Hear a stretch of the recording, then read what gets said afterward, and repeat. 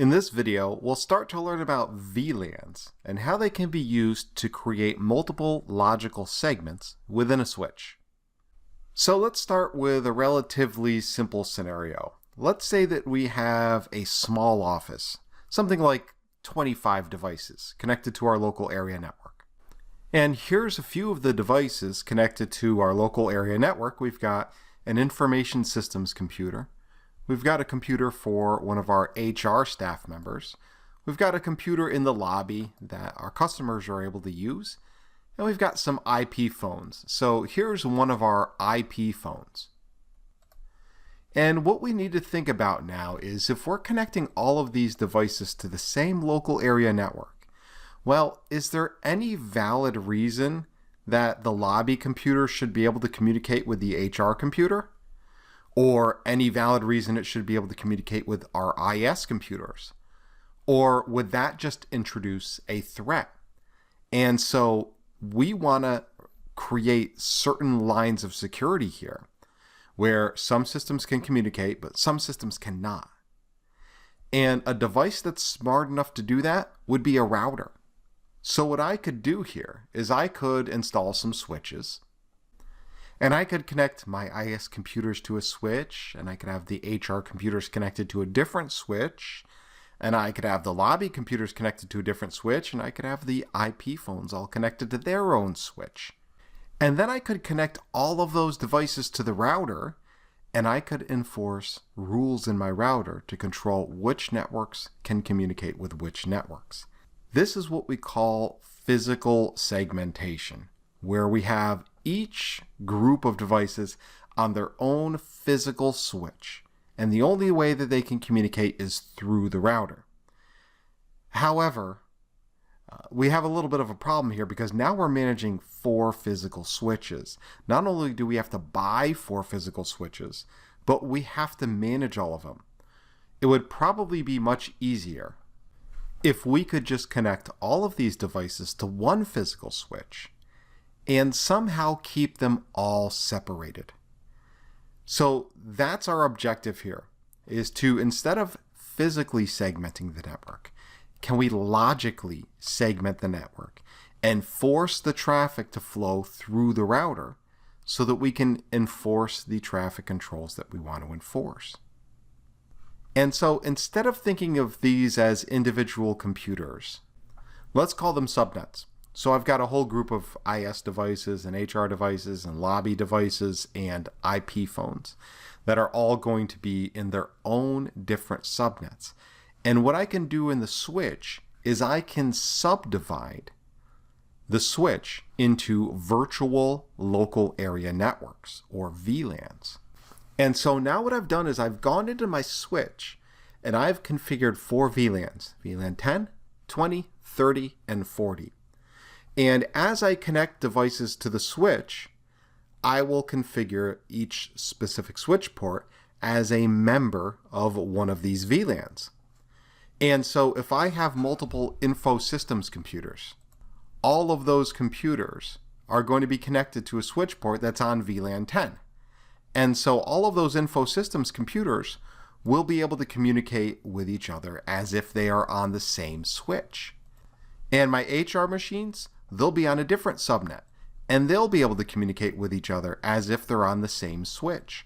And each one of these VLANs represents a broadcast domain.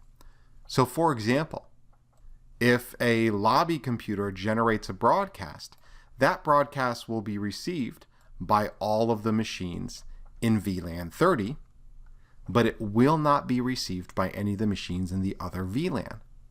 I've basically done the logical equivalent of now having 4 separate switches, but I've actually only got one physical switch. And the physical switch has a single connection to the router. That connection is what we call a trunk port. And the defining characteristic of a trunk port is that it's capable of carrying multiple VLANs. Now the ports that my actual computers are connected to, those are going to be called access ports. And an access port belongs to a single VLAN. So I'll have some ports that belong to VLAN 10, and some ports that belong to VLAN 20, and some ports that belong to VLAN 30 and VLAN 40. I'll have different ports that belong to different VLANs. And each VLAN, the devices within that VLAN are going to be on a specific subnet. And so here you can see the IS subnet is 10.1.10.0, HR is 10.1.20.0, the lobby PCs are 10.1.30.0, and the IP phone subnet is 10.1.40.0. And so now each of these devices exist within their own little subnet. And so in the middle of this picture, I've got a switch. And that switch is a layer 2 device. Remember, it works based upon MAC addresses. It knows how to forward traffic from one MAC address to another MAC address. If I want to route between different network segments, I need to use a router for that. So that's where the trunk port comes in. Basically, a trunk port is a port that is capable of carrying multiple VLANs. So all of my computers and phones are connected to the switch. The router is also connected to a switch on a trunk port. And the trunk port can carry VLAN 10, VLAN 20, VLAN 30, and VLAN 40 all at once. And what we end up with is something that looks like this. We have one physical trunk port from the switch into the router. But that trunk port is capable of carrying all 4 VLANs. And within the router, we have configured 4 separate interfaces. One interface for each VLAN. So they're not actually physical network interfaces. They are VLAN interfaces in the router. And so, for example, if a computer on my IS subnet sends something to its default gateway, well, the traffic is going to flow into the switch, and the switch is going to forward it over the trunk port, and it's going to hit this VLAN interface on the router. And the router is going to treat all of these VLANs as if they are separate networks. So now I can implement rules in my router. For example, I could say that the lobby subnet, VLAN 30, is unable to send traffic to the IS subnet or to the HR subnet because there's no valid reason for it to be able to do that.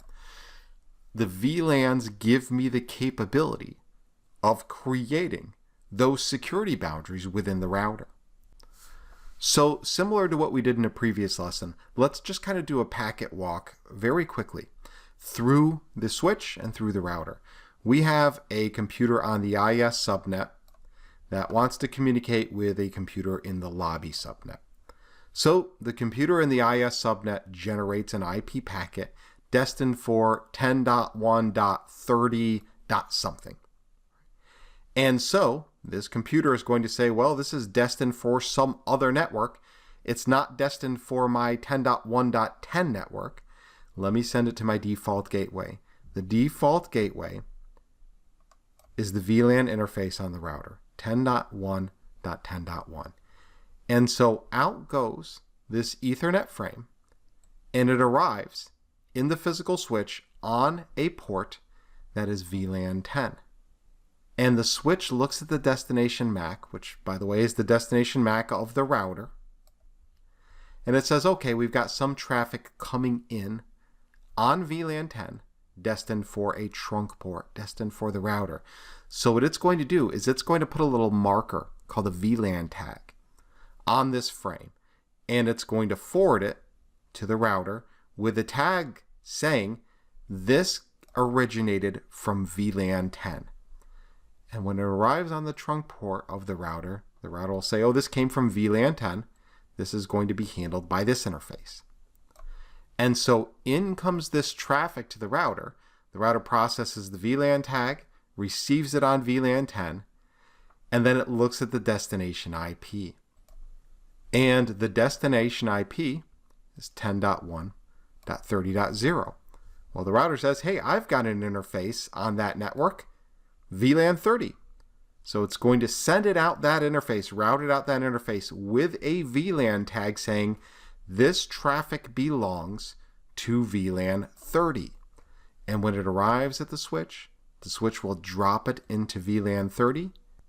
And based on the destination MAC, which by the way was figured out by the router using its ARP table, it'll forward that traffic out the correct port. So what I've essentially done with these VLANs is I have taken a single physical switch and I have essentially logically segmented it to make it behave as if it is 4 different switches. And each of these VLANs has their own broadcast domain. Each of these VLANs has their own MAC address table. It's basically the same thing as having multiple physical switches without actually having to install multiple physical switches. Okay, so let's take a moment to do a brief review of what we've just learned. VLANs are used to create logical segmentation, which essentially means that within a single switch, I can have multiple logical segments, even though I don't have multiple physical devices. And so within each VLAN, all of the machines in a VLAN are going to be part of the same subnet. And if a broadcast is generated within a VLAN, well, that's the same as a broadcast being generated in any layer 2 segment. It's going to be received by everything within that VLAN. Each VLAN also has a MAC address table that is local to that specific VLAN. If you want to get traffic from one VLAN to another VLAN, it has to go through a router. A trunk port is used to carry multiple VLANs, whereas an access port carries a single VLAN. So a trunk port might be connected from a switch to a router, for example, whereas an access port is just connected to a single physical machine. Whereas an access port is just connected to a single machine.